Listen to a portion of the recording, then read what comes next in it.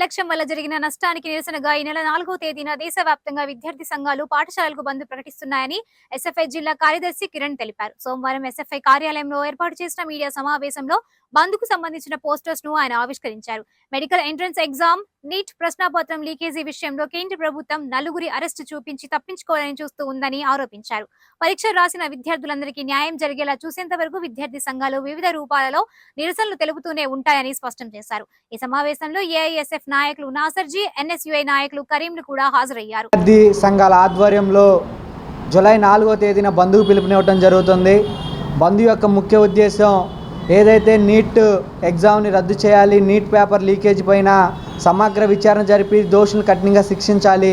అదేవిధంగా ఈ నీట్ ఎగ్జామ్కి లీకేజ్కి బాధ్యత వహిస్తూ కేంద్ర విద్యాశాఖ మంత్రి వెంటనే రాజీనామా చేయాలనేటువంటి డిమాండ్స్ తోటి ఈ ఆల్ ఇండియా వైజ్గా బంద్ పిలిపివ్వడం జరిగింది.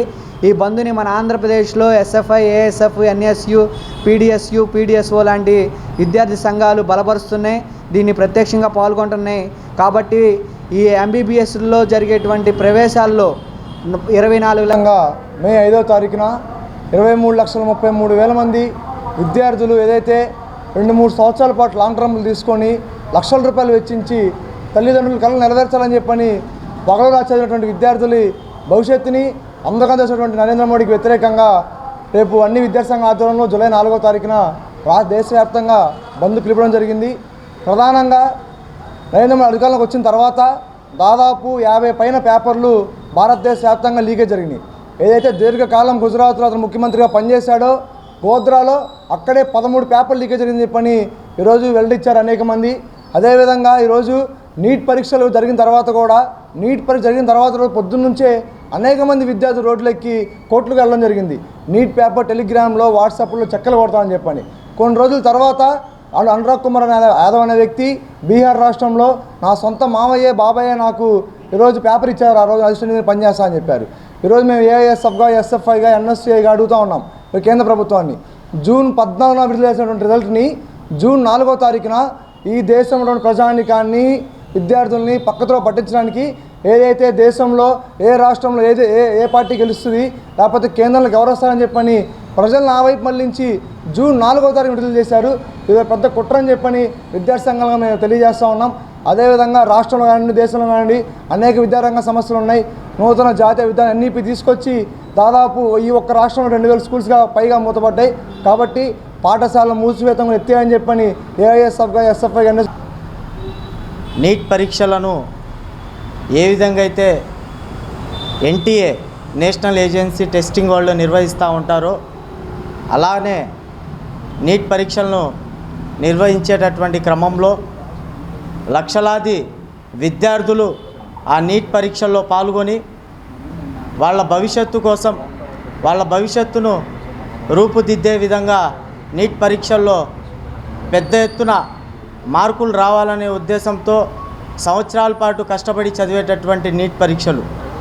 దాన్ని చూసుకుంటా ఉంటే గతంలో ఏ విధంగా అయితే 2-3 దేశవ్యాప్తంగా కూడా మొదటి స్థానం లేకపోతే 2వ స్థానంలో వచ్చేటటువంటి పరిస్థితులు 2024లో నీట్ పరీక్షల్లో ఏ విధంగా అయితే అవకతవకలు జరిగినాయో దేశవ్యాప్తంగా కూడా విద్యార్థులు, ప్రజలు, తల్లిదండ్రులు అందరూ ఆలోచించాల్సినటువంటి పరిస్థితికి వచ్చేసింది.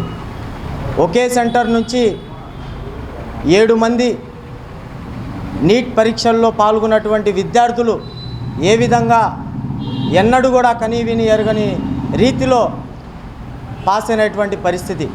అదేవిధంగా ఈ సంవత్సరం 2024లో ఎన్టీఏ నిర్వహించినటువంటి నీట్ పరీక్షల్లో సుమారుగా 61 మంది దేశవ్యాప్తంగా కూడా మొదటి ర్యాంకు రావడం ఆశ్చర్యకరంగా ఉందని ఈ సందర్భంగా తెలియజేస్తూ ఉన్నాను.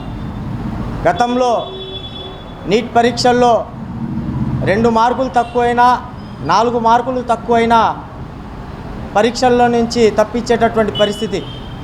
అలా కాకుండా ఈసారి లక్షలాది రూపాయలు విద్యార్థుల దగ్గర నుంచి దోచుకుంటూ ముందస్తుగానే పరీక్షా పేపర్లను లీకేజ్ చేస్తూ అమ్ముకున్నటువంటి దుర్మార్గమైనటువంటి పరిస్థితి. ఎందుకు ఈ దేశ ప్రధాని ఒక్క మాట మాట్లాడు, విద్యాశాఖ మంత్రి చేతులు ఎత్తేశాడు. ఎన్టీఏ వాళ్ళు ఇలాంటి సంఘటనలు ఏం జరగదని చెప్పేసి వాళ్ళు కూడా తప్పుడు సమాచారం ఇస్తున్నటువంటి పరిస్థితి. మొన్న చూస్తే ఓ రాష్ట్రంలో ఎగ్జామ్స్ నిర్వహించక ముందునే పేపరు లీక్ అయితే 13 మంది ఆ లీకేజ్ చేసినటువంటి వ్యక్తులను అదుపులో తీసుకున్నటువంటి పరిస్థితి. మొన్న ఒక పేపర్ని లీకేజ్ చేసి 30 లక్షల రూపాయలకు అమ్మానని చెప్పేసి ఒక యువకుడు చెప్తా ఉంటే దాన్ని కూడా పక్కదారి పట్టించేటటువంటి పరిస్థితి కనబడతా ఉంది. అనేకమైనటువంటి రాష్ట్రాల్లో కూడా ఈ విధంగా విద్యార్థుల యొక్క భవిష్యత్తుతో, విద్యార్థుల యొక్క ప్రాణాలతో చెలగాటమాడుతున్నటువంటి ఈ బీజేపీ ప్రభుత్వానికి ఒకటే హెచ్చరిస్తూ ఉన్నాం.